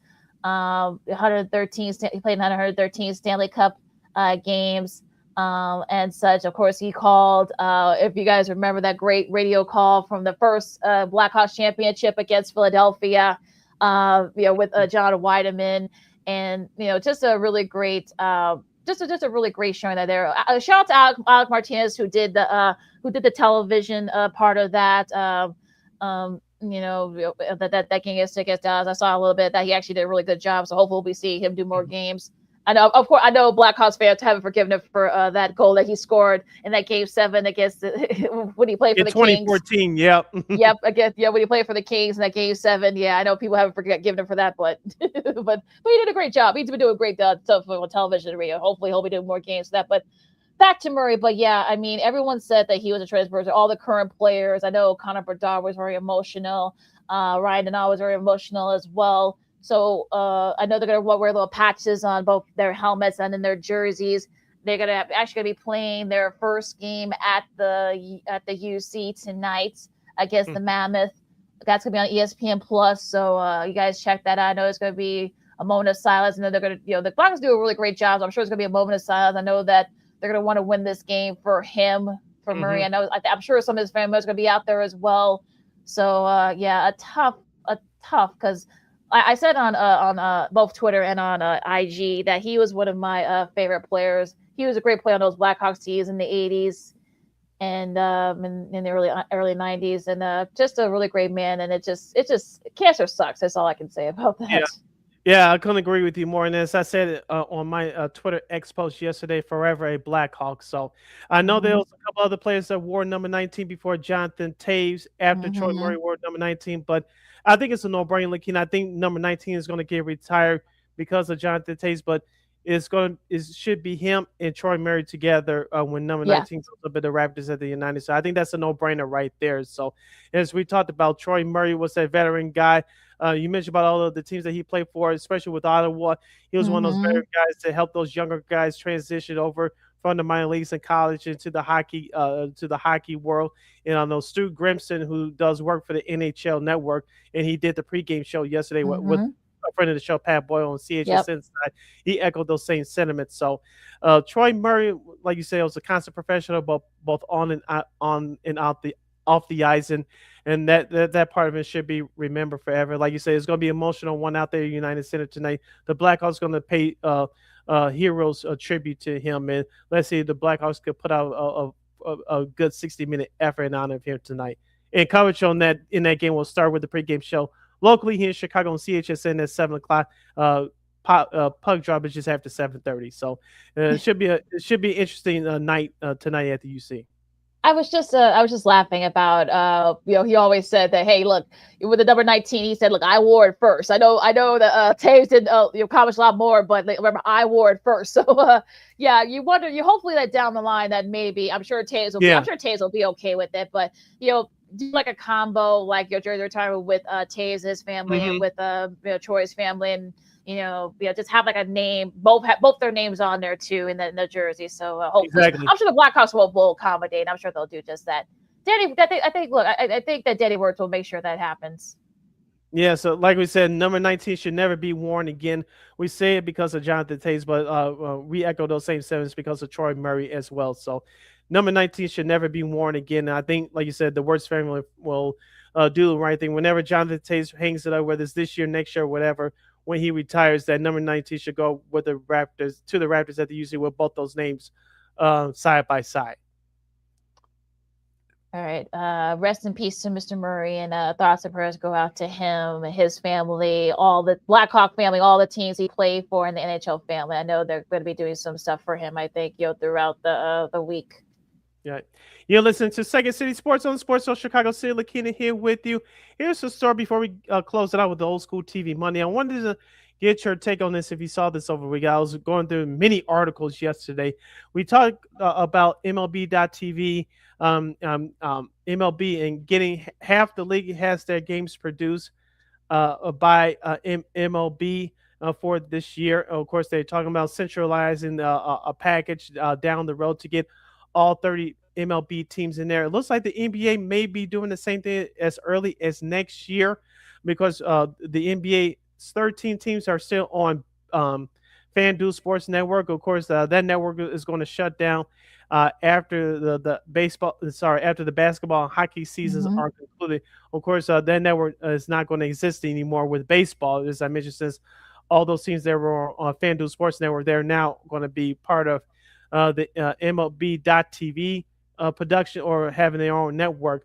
But LaKeena, the NBA has to move, I'm not going to say pretty quickly, but close to it. But they'll have a little bit more time. Is because their regular seasons are wrapping up in the first round of the playoffs.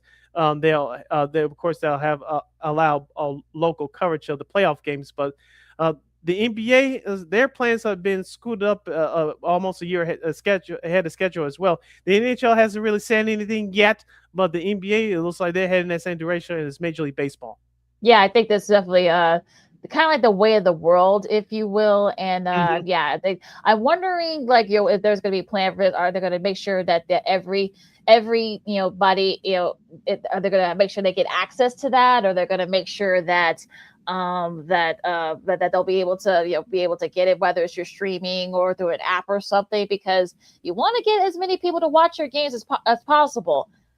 I still can't watch Bulls and Blackhawks and White Sox, unfortunately, because I have YouTube TV. I don't have access to those regional sports networks, unfortunately. So I think if you're these teams, you want to try to make sure that you don't alienate fans and make sure that you have a chance to perhaps make sure that everybody can get a chance to access your games. Yeah, and let's not forget the Utah Jazz. It was the Utah Jazz, the Phoenix Suns, and of course this year the Dallas Mavericks, who all of them broke away from Time Warner Brothers Discovery, and the FanDuel Sports Network to form their own TV networks and have it out over the air, and then of course streaming. And so hopefully those other 13 remaining NBA clubs that are on FanDuel Sports Network, where they do the same thing, or where they have NBA TV produce that game starting next year. There's a lot of decisions to be had. Will those other 13 remaining teams that are currently on FanDuel, will they follow the model of those teams I just mentioned, or will they have NBA entertainment, NBA TV produce that game? So that's going to be $1 million question here.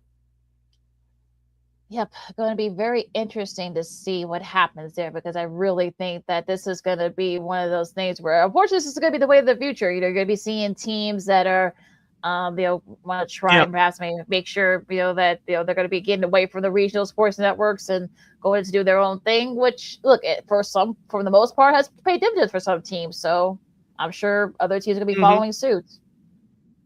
And also, too, I read in that article that the 4 teams that are currently on the NBC Sports regional networks, like the Boston Celtics, Sacramento Kings, the Philadelphia 76ers, and I forgot who the other Golden State Warriors.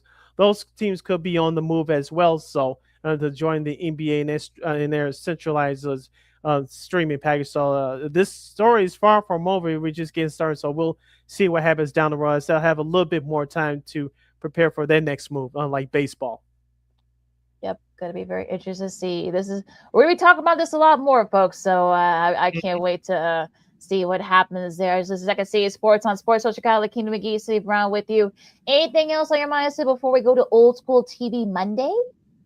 I'm ready to end this show and start with Old School TV Monday. All right, let's go to Central California, Eureka, California.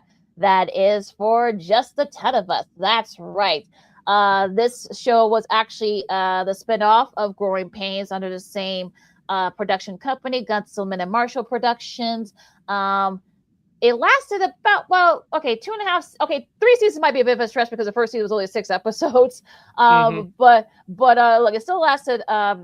It got about 47 episodes in 40 episodes, I should say, in total. It's centered around the Lubbock family, an Irish Catholic family from New York. Coach Graham Lubbock, played by the very funny Bill Kurgenbauer, and his wife and their 8 kids. Well, they were expecting. His wife was pregnant with their 8th child at the time of the pilot. Now, this actually stemmed from Growing Pains, one of the famous episodes of Growing Pains. I believe this is their 3rd season, when Coach Levitt, who was a very popular PE teacher and also a football coach, was fired due to budget cuts. Mike Seaver, we haven't done Growing Pains. Yeah, we'll do that show down the line for Old School TV Monday. Led a protest at Dewey High School. Hilarity ensued. People were arrested, but of course, Lubbock, Coach Levitt unfortunately did not get his job back, but he did get a chance to teach at an all-boys school all the way out in Eureka, California. And one of the deal was that his 4 older daughters, Marie, twins, Cindy and Wendy, and Connie, those were the 4 older kids, the 4 oldest daughters, would be part of that all-boys school. And hilarity ensues, mishaps in dating, religion, schemes and such, everything in between. But Justice of Us was on Wednesdays after Growing Pains, but then it got moved to Fridays as part of the TGIF lineup, and where it lasted 2 more seasons. Unfortunately, it got the boot after its 3rd season, even though the ratings were still pretty solid. Replaced by Going Places, another show we'll do down live Old School TV Monday with Heather Locklear and Alan Ruck. But I got my judge about that one. But Sid, go ahead. What were your thoughts about this show? It was one of those shows that started off hot in the beginning, but just like, unfortunately, some black shows, whether they're good or not, they kind of disappeared and people forgot about them, but they lived on in syndication like this show did here on the USA Network back in the 90s. I think it ended the night USA stopped showing those reruns, I believe, in 1996. But it was one of those shows that people didn't fully appreciate until later on. Right. This was one of those shows. Of course, we saw future star and Jamie Luna before Melrose Place, before The Profiler, before some of those Lifetime movies. She's now not just starring but producer behind the camera as well. But some of the other castmates, they were great in their parts. Let's not forget about Dennis Haysbert before 24. Yeah. He played the coach's assistant by the name of Dwayne Johnson. No, not The Rock, but Dwayne Johnson. So we saw the beginnings of his career in front of the camera as well. So it was actually a very good family show. They said the word slut on TV. Now you can't get away with that now, but back then, like you said, they tackled issues of faith, family, and life, and it was just all around a great show. Like you said, they weren't afraid to tackle serious issues. They did it in a humorous way without being down your throat and waving your finger in your face, and it was just lighthearted, but it was in various sense that got serious too. But it was overall great balance in my opinion, and because of Going Places, which really didn't go anywhere, that's why that show got the boot. That show easily could have lasted another 3 or 4 years. Yeah, because I would have loved to have seen the girls, go to college. I think they were like 2 to 3 years apart. Of course, Marie, played by the wonderful Heather Langenkamp from the original Friday the 13th movies. Thank you very much. Of course, she played Marie. Of course. Now, little known fact though, Joanne Willard, who played Connie on the show, she was actually older than her. She's about like a couple months older than her, but yeah, she was playing the youngest daughter of those 4 daughters. I didn't know that till after, till like right, at the height of the show's popularity, because she didn't look like she was older than Marie. So that was actually a pretty interesting fact. There, of course, Heidi Ziegler. Also, of course, we did another show of hers that she was on, another short-lived series, Rags to Riches. She's now a photographer now, so good for her as well. And also Matt Shakeman, who played the oldest. Well, there were only 2 boys in the whole family, but he played the oldest boy, JR. He is now a producer. He's produced the WandaVision, also was part of the production staff of Game of Thrones, among others. So he's made a nice little career for himself behind the camera. Excuse me. Of course, Deborah Harm. I know she went back to doing a lot of. She kind of retired from acting after this show ended. She played Elizabeth love it. I think Bill Kurtenbauer still is still in the comedy circuit. I know he still does a little bit of the comedy circuit, touring from time to time as well. Brooke Theus, I know she was on 90210, the original 90210 for a few episodes. I think she's, but I think she does a lot of podcasting now, so good for her there. But yeah, I mean, one of my favorite episodes was when the Lubbock Babes. Remember the groups of the Lubbock Babes? I thought that was a really cool element. All four of them could sing. I'm talking about Marie, Connie, Cindy, and Wendy. I thought that was really good. They should have kept that going because I think that's what really kind of kept the show together, I believe, in my opinion. But what do you have any favorite episodes, Sid? I got one. The pilot episode where how everything got started, and of course the dinner test in which we saw future, may his soul rest in peace, the future star Matthew Perry. Yes, I remember that episode. He was a little bit. He was on all those. Yeah, he was on a lot of those sitcoms. Before he became Chandler, of course. I think my episode. I think this won a lot of awards. Was the Stairway to Heaven episode, which was Marie was contemplating joining the convent. And that was a really also the championship season that was near the end of the third. That was happening. That would have been the last season. I thought that was a really cool episode as well because of course Coach Levin was trying to win the football championship and such. That was a really nice episode there. But look, all the episodes are on YouTube, so they're all right there. So if you want to relive some memories and such, you see some guys like Matthew Perry before they were stars. You can have it's right there on YouTube. All right, and a fun fact for just the 10 of us before we close out, they won 2 awards. 1989 for the ASCAP Film and Television Music Awards for Top TV Series. The recipient was John Bettis, and then won a Primetime Emmy Award for Outstanding Lighting Direction and Electronic for a Comedy Series. Pretty cool. So for Old School TV Monday, we salute just the 10 of us. Sid, take us home. You can follow yours truly on the Twitter, X, and the IG at SidKid80. Once again, it's SidKid80. That's SIDKID80. That's SIDKID80. And you follow McGee on the Twitter, X, and the IG. But also one more fact, though, there was this conspiracy theory that, future, of course, he's leaving now, but ABC, Walt Disney president Bob Iger, who was the ABC president at the time, supposedly wasn't a big fan of the show, and that was one of the reasons why the show got canceled after the 3rd season. That was supposedly one of the rumors. He never confirmed or denied it, but do you think that was the case, Sid? Nothing's impossible. So, like you said, they left it out there to dry. However you felt about it, it's still true to somebody confirms it officially. So, that's another possibility, but unfortunately, we'll never know. All right, you can catch Second City Sports every Monday, every Friday from noon to 2 p.m. Central Standard Time. Oh, be sure to download. Yeah, be sure. No, go ahead.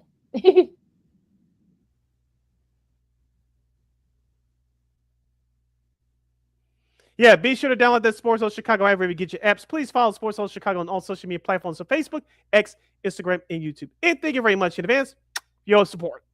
Like, share, subscribe, and tell your friends.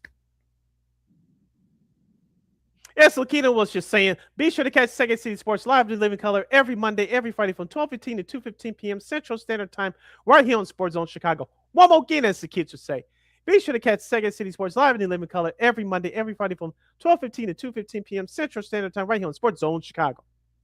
And if you miss a segment, whether it's us with a guest or just you want to relive some of your favorite segments from the show. When we talk about all these NFL trades and moves, you can catch it anytime, anywhere on Sports Chicago's Facebook YouTube channels. You can catch replays of us. Thank you guys so much. So let's get those numbers up. We've been up late on the numbers, so thank you guys so much for that. But not just our show, you can catch replays of Sean Sierra Sports, the Smoke Fellows, and so much more great content. You can catch the replays anytime, anywhere on Sports Chicago's Facebook YouTube channels.